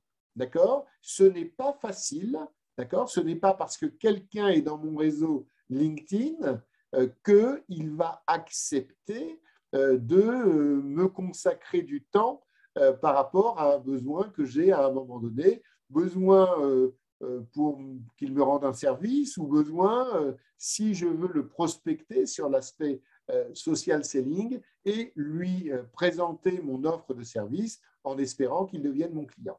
D'accord? Donc ici, ce qui est l'une des leçons du networking qui est colossale, hein, j'avais été formé par une Québécoise en 2001 sur l'aspect de networking et elle me disait quelque chose de colossal qui a changé ma vie, qui consiste à dire qu'il faut développer son réseau de relations en général et à mon avis dans LinkedIn en particulier, même en doublant les choses, si possible avant d'en avoir besoin. Donc le développement du réseau de relations, c'est la capacité d'accéder relativement facilement à des gens qui sont en lien direct avec nous. J'ai l'habitude de dire que quand quelqu'un accepte notre invitation, c'est comme s'il l'entrouvrait sa porte, d'accord? Donc, la porte est entrouverte, il suffit au moment où cela m'arrange d'essayer d'ouvrir en grand la porte et de lui demander quelque chose. Évidemment, dès lors que j'ouvre la porte, dès lors que quelqu'un rentre dans mon réseau, je rentre aussi dans son réseau et potentiellement, c'est lui qui va me proposer quelque chose qui va être utile pour moi. Évidemment, cette relation est complètement symétrique. Je suis dans le réseau de quelqu'un, il est dans mon réseau, et donc potentiellement, les deux personnes sont capables d'activer cette relation. Donc, ce que j'appelle l'activation, c'est le fait que je garde mon Jean-François pour ce soir. Si Jean-François est dans mon réseau, d'accord, depuis un certain temps, que ce soit une semaine ou 10 ans, d'accord, franchement, eh bien, je suis capable d'activer cette relation au moment où j'en ai besoin, par exemple, lui demander service ou essayer de lui vendre des choses que je propose dans mon offre de service. Et ma recommandation, c'est de le faire en demandant ce qu'on appelle dans notre jargon un entretien réseau, c'est-à-dire surtout pas un entretien commercial, mais voilà, nous sommes en lien sur LinkedIn depuis tel moment. C'est important de savoir que dans les coordonnées, si je suis en lien avec Jean-François, en cliquant sur les coordonnées de Jean-François dans LinkedIn, j'ai cette information, c'est en dernière ligne, depuis quand nous sommes en lien. D'accord ? C'est une information dans LinkedIn, que je regarde à chaque fois, parce qu'en effet, quelqu'un qui est en lien avec moi et réciproquement depuis un certain temps a potentiellement vu mes communications. D'accord ? Donc, ma recommandation forte, très forte, c'est quand je veux proposer quelque chose, demander quelque chose à quelqu'un, eh bien, je ne lui dis pas que je veux vendre quelque chose, alors potentiellement, il peut s'en douter, pourquoi pas, ça fait partie du jeu, mais surtout, je ne lui dis pas non plus si je cherche du boulot, que je cherche du boulot et que ce n'est pas un entretien d'embauche que je demande là. Pourquoi ? Parce que l'entretien réseau est quelque chose de plus puissant puisqu'il permet la relation de personne à personne. D'accord ? Et ça me permet de connaître la personne et potentiellement, à un moment, si c'est mon objectif, et je joue carte sur table évidemment, eh bien, je peux lui dire que j'ai une démarche commerciale au-delà de mieux connaître la personne par rapport à ses objectifs du moment, potentiellement, c'est l'une des choses que j'aime bien faire. Eh bien, à ce moment-là, au moment où je passe à la partie commerciale, si c'est dans mon plan, eh bien, je peux lui demander qui est la bonne personne dans son entreprise pour avoir une discussion plus commerciale par rapport à l'intérêt de l'une de mes offres de valeur. Si c'est un aspect recherche de boulot, eh bien, qui dans l'entreprise est le bon interlocuteur, soit au RH pour envoyer mon CV ou auprès de managers qui, d'après mon interlocuteur, embauchent actuellement. Donc ici, il y a un aspect qui n'est pas facile, l'activation de la relation, c'est ça que je veux vraiment partager avec vous ce soir sur ce sujet-là. Et il ne faut pas hésiter à le faire quand on en a besoin, parce que, comme toujours, la personne n'est pas obligée de répondre. D'accord ? C'est honnête et c'est constructif de demander, par exemple, ce que j'appelle l'entretien réseau. Vous pouvez le formuler évidemment différemment dans vos mots à vous. D'accord ? C'est toujours constructif et la personne en face à qui je demande quelque chose n'est pas obligée d'accepter. Exemple très simple, eh bien, quand on me propose quelque chose qui ne m'intéresse pas du tout, je dis non merci, bonne continuation, quasiment à chaque fois, et je vous jure que la majorité des personnes à qui je dis non merci, bonne continuation à toi, je le fais dans mon style, d'accord, me disent merci de m'avoir répondu. Ça fait partie de mes principes dans l'image que je donne dans ces environnements-là. Donc, activer la relation quand tu en as besoin, bien sûr, la personne est là pour ça. D'accord ? Ensuite, ça marche ou ça ne marche pas, ça donne des résultats ou ça n'en donne pas, mais c'est certain que si tu n'actives pas la relation quand tu en as besoin, eh bien, il ne se passera rien. D'accord? Si tu n'oses pas, hein, des fois, des gens sortent de mes interventions en me disant « Ah bon, donc il faut oser ?» Eh oui, il faut oser absolument, poliment, professionnellement, intelligemment, en ayant déjà des éléments sur la personnalité de la personne en face, auprès de laquelle on peut demander ça. Pourquoi? Parce que je peux voir son profil et je peux voir sa communication. C'est énorme, toute la capacité que j'ai à savoir qui est la personne avant même de la contacter. Et je dois en profiter absolument. Et ensuite, ma troisième bonne pratique sur cette idée d'activation des relations, et évidemment, encore une fois, c'est proche des bonnes pratiques du networking, hein, et c'est, voilà, les Américains appellent ça du social networking, hein, c'est pas par hasard, c'est toujours du networking grâce au moyen d'un outil online qui permet d'avoir une dimension virale tout à fait remarquable, c'est évidemment faire le suivi. D'abord dire merci, par exemple, si quelqu'un me dit par rapport à ton service, c'est pas moi qui suis le bon interlocuteur, c'est Jean-François, eh bien, je lui dis merci et je contacte Jean-François. D'ailleurs, je demande à mon interlocuteur si j'ai le droit de dire, s'il me permet de dire que c'est lui qui m'a conseillé de contacter Jean-François. S'il me dit oui, je le dis. S'il me dit non, je ne le dis jamais. D'accord? Ça, c'est l'une des bonnes pratiques aussi de networking. Faire ce que tu t'es engagé à faire, par exemple, à contacter la personne dans les 10 jours. D'accord? Et donner un feedback, ça fait partie aussi de la politesse du networking. La politesse, si quelqu'un me met en relation avec Jean-François, eh bien, je reviens à un moment donné dans le processus à ce quelqu'un qui m'a mis en relation avec Jean-François en lui disant ça a marché grâce à toi ou grâce à vous, chacun avec son style. J'ai obtenu un rendez-vous et ça va peut-être donner quelque chose de concret.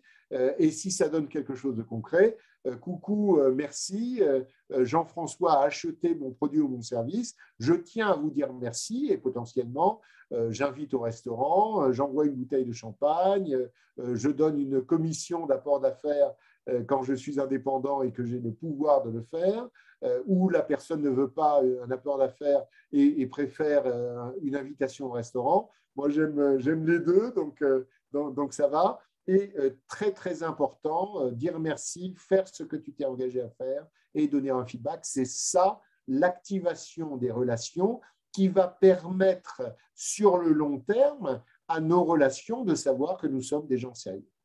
D'accord ? Et toujours avec humilité, assertivité et persévérance, parce que, par exemple, si ça ne répond pas tout de suite, eh bien, il faut que je recommence. Hein, comme pour un mail, peut-être que vous avez cette démarche comme moi. En tout cas, quand j'envoie un email et que la personne ne m'a pas répondu à l'email, eh bien, je n'hésite pas, si je juge que c'est important pour moi, à lui renvoyer le même email en lui demandant gentiment, hein, sans l'engueuler évidemment, de me répondre. Et très, très, très souvent, les gens répondent même à ce moment-là. Donc, la persévérance est une qualité qui, évidemment, est bien perçue dès lors qu'elle n'est pas, évidemment, impolie, etc. D'accord? Donc, voilà mes idées sur l'activation des relations. Qui a envie d'ouvrir le débat sur ce sujet-là, peut-être en partageant des expériences vécues? Alors, Pierre-André, moi, j'aurais une question. Entre la communication et l'activation des relations, on voit de temps en temps des posts chers réseaux. Est-ce que ce n'est pas l'inverse des deux? Merci infiniment, Pierre-André. J'apprécie beaucoup ta question parce que je déteste cette idée-là de cher réseau. J'imagine. Tu as compris d'après ma personnalité, bien Tout sûr. À fait. Pourquoi je déteste? Parce que c'est complètement impersonnel. Tout à fait. Celui qui lira, qui me fera l'honneur de lire mon message, il ne s'appelle pas réseau. Il s'appelle prénom, nom. Donc, il ne faut pas dire cher quelqu'un, mais il faut dire ce que l'on veut partager avec tous ceux qui nous font l'honneur de lire nos messages. Merci beaucoup, Pierre-André. André, dans le prolongement de cette question, parce que derrière le cher réseau, souvent, il y a une question, il y a quelque chose. C'est vrai. Donc, j'imagine que la formule devrait être « je » ou « j'ai le plaisir ». Tu as tout. Mais alors, ma question, c'est est-ce que je dois écrire « j'ai le plaisir de » ou est-ce que j'ai le plaisir de vous? Mais je pense de vous, c'est de nouveau impersonnel. Tu as raison. J'ai le plaisir de partager cette information-là. Ouais. J'ai le plaisir de, voilà, si c'est un plaisir ou j'ai besoin même. Le j'ai besoin est parfaitement acceptable aussi. D'accord? Ouais. N'est-ce pas? Merci infiniment parce que le cher réseau, c'est terrible. Et beaucoup de gens le font. Merci beaucoup, beaucoup. Qui d'autre a envie de s'exprimer? J'attendais un peu ce séminaire pour poser ce genre de questions. Merci, tu es gentil. Tu as bien fait de venir et d'intervenir. C'est très, très pertinent. Très utile pour tout le monde. Super. Qui d'autre veut s'exprimer sur cette dimension-là d'activation des relations? Alors moi, même si je ne l'ai pas fait souvent, c'est Corail, encore. Ah, vas-y, Corail, c'est toujours le bienvenu. Donc, afin de développer son réseau, moi, en fait, j'ai remarqué que lorsqu'on prenait du temps pour quelqu'un, quand on leur donnait du temps, ben, on en obtenait. Donc, très souvent, déjà, pour, on va dire, à terme, on va dire, non pas seulement activer, mais maintenir cette relation, on devait souvent mettre du feedback sur leurs compétences, sur le genre de collaboration que nous avons fait. Et c'est en retour que très souvent, on arrive également à avoir un feedback et à créer ce lien, on va dire, qui est un peu plus que la simple relation LinkedIn. Ce que tu viens de dire est absolument brillant, c'est-à-dire qu'il ne faut pas hésiter, par exemple, si tu n'as pas été en contact avec quelqu'un que tu apprécies, que tu n'as pas été en contact avec lui depuis un certain temps, moi, je peux raisonner, par exemple, sur 2 ans, si quelqu'un que j'apprécie beaucoup, qui a été mon client, par exemple, ou une très bonne relation, je n'ai pas eu de contact avec lui depuis 2 ans, eh bien, je n'hésite pas à lui proposer qu'on ait un entretien par Zoom prochainement.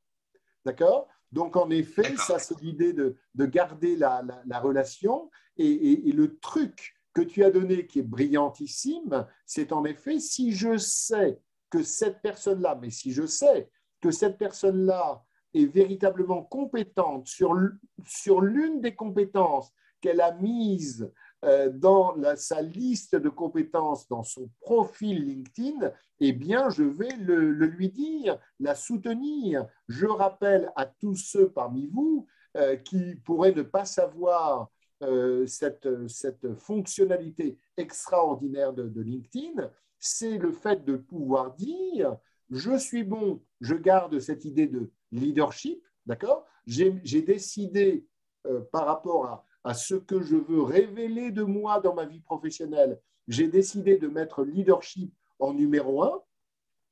Et là, c'est la différence considérable pour les compétences, qui est considérable et formidable, c'est que tous ceux qui sont en relation 1 avec nous peuvent dire « oui, c'est vrai, cette personne-là est bonne dans l'une des compétences qu'elle a dites ».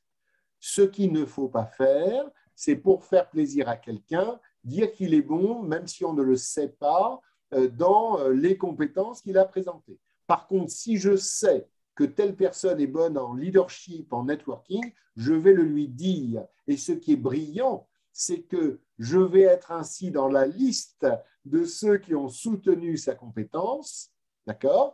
Et il sera notifié par LinkedIn que j'ai fait cet effort de le soutenir sur une ou plusieurs de ses compétences, et il y aura ce que l'on appelle ici la réciprocité, qui fera que, potentiellement, il pourra venir dans mes compétences et soutenir, en anglais c'est endorse, peut-être qu'en français, des fois, c'est endosser les compétences que j'ai dites. Donc ici, il y a un cercle vertueux extraordinaire qui fait que sur les compétences qui sont la confirmation par, entre guillemets, le marché, d'accord, ceux qui sont en relation 1 avec moi peuvent dire que je suis bon en leadership, en digital, en stratégie. Ce sont les mots que j'emploie, moi, dans mes compétences. Vous pourrez aller les voir et potentiellement réagir par rapport à ça. Même sur LinkedIn, j'aurai plaisir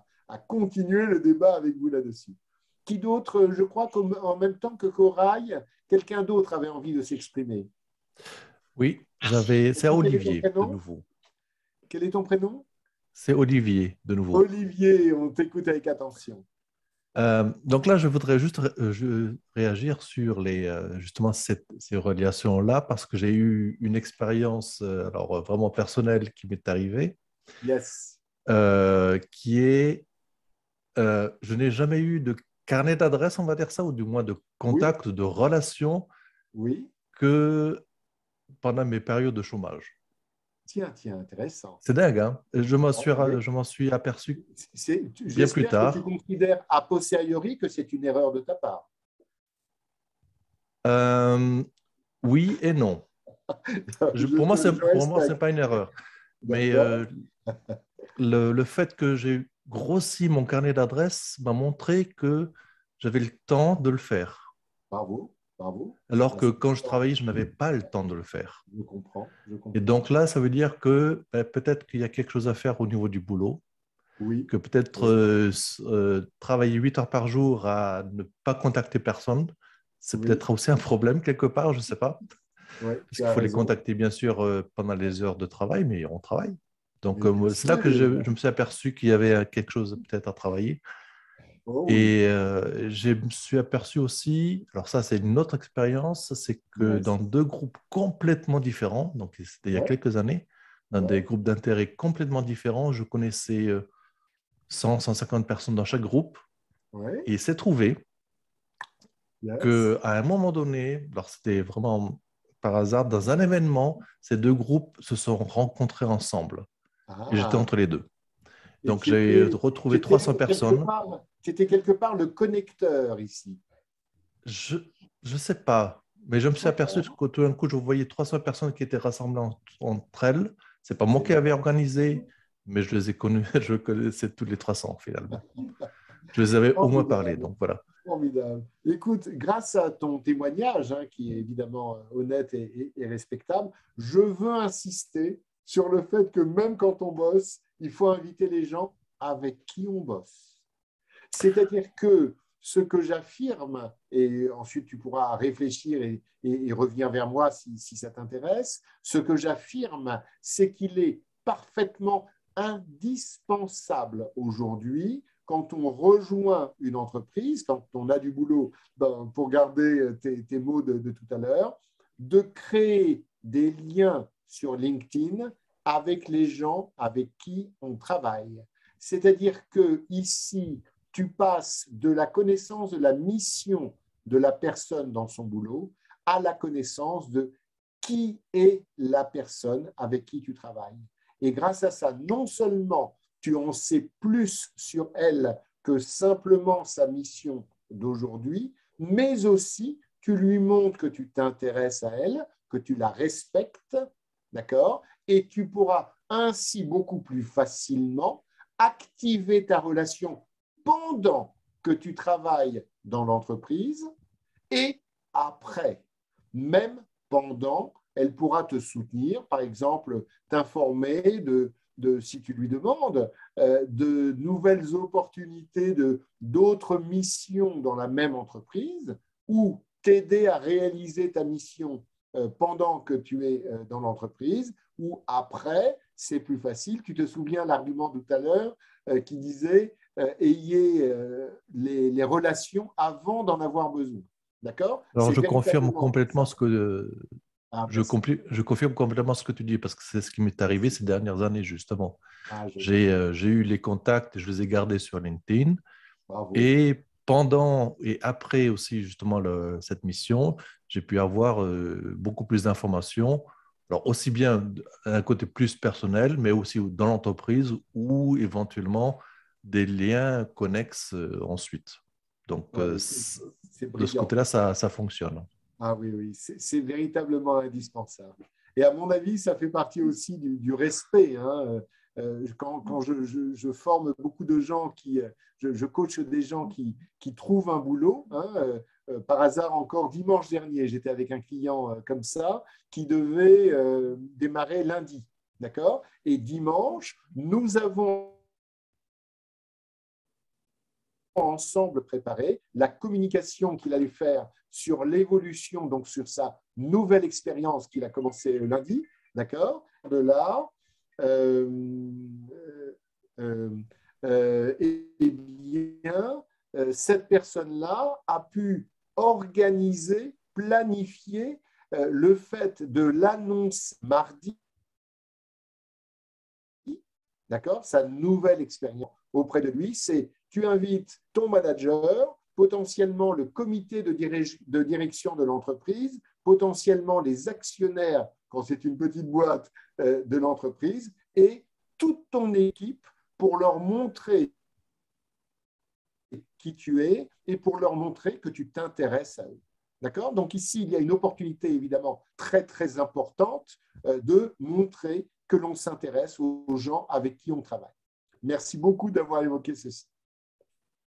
Je souhaite continuer, sauf si quelqu'un veut absolument intervenir encore sur l'activation de ces relations, et vous avez compris que pour moi, c'est vraiment cette dimension-là. D'abord, je révèle ce que je veux révéler de moi grâce à cette dimension de l'être, hein, que je décide pour moi. Ensuite, je communique pour affirmer concrètement mon ou mes expertises, et ensuite, j'active mes relations au moment où je le souhaite. Évidemment, elles sont plus ou moins réceptives, c'est à elles de décider. Je souhaite conclure, si tu veux bien, Claude, en 5 minutes. Nous arrivons à 20h30, comme on avait convenu, donc c'est très bien. Parfait. Ok, génial. Je souhaite conclure avec quelque chose que j'ai préparé spécialement pour vous, hein, ce soir. Et en fait, par rapport à mon business, hein, bien sûr, gardez ceci en mémoire. Eh bien, pour ceux qui représentent une entreprise, je peux tout à fait, avec vous ou sans vous, c'est vous qui le décidez, échanger avec les décisionnaires sur les intérêts de l'entreprise pour voir comment LinkedIn et potentiellement d'autres outils peuvent les intéresser. Et ce que j'ai envie de vous dire, en vous référant à cette soirée IIBA, c'est que le premier workshop par Zoom, je peux le proposer complètement à moitié prix. Ça, c'est mon offre complètement, et mes tarifs sont parfaitement disponibles. Je pourrais même les échanger avec vous directement. Et gardez aussi à l'esprit que si c'est une personne, que ce soit vous ou quelqu'un de votre environnement qui a besoin d'un coup de pouce à un moment donné pour utiliser LinkedIn par rapport à ses intérêts et ses objectifs, et bien de la même façon, je peux avoir un échange spécifique et gratuit avec la personne. En général, je positionne ça en une vingtaine de minutes et ça peut durer 30, 40 s'il y a un intérêt dans les deux sens. Et aussi dans cet esprit-là de proposition, je propose le premier coaching à Zoom à moitié prix. Et là, mes prix sont parfaitement indiqués. En général, tiens, par hasard, je commence avec un nouveau client mardi prochain pour 2 heures de coaching. Il sait que ça coûte le prix tarif 660 € pour une entreprise et le prix par heure, c'est 390 € hors taxe pour une entreprise. Donc là, je joue franc jeu et si ça vous intéresse, en décembre ou en 2022, on se souviendra encore, j'espère, de la soirée que nous avons passée ensemble grâce à IBA et vous pouvez tout à fait me contacter dans cet esprit. Hein. Donc, évidemment, je réponds à tous les emails qui me sont adressés. Mesdames et messieurs, merci infiniment pour les 29 courageux qui sont arrivés au bout de ma présentation, et je serai très heureux que vous m'invitiez sur LinkedIn. J'accepterai votre invitation et potentiellement je vous expliquerai pourquoi dans la foulée, que j'accepte toutes les invitations que je reçois. C'est une façon remarquable pour garder le lien et potentiellement pour activer ce lien au moment où vous jugerez que vous en avez besoin. Je serai à votre disposition.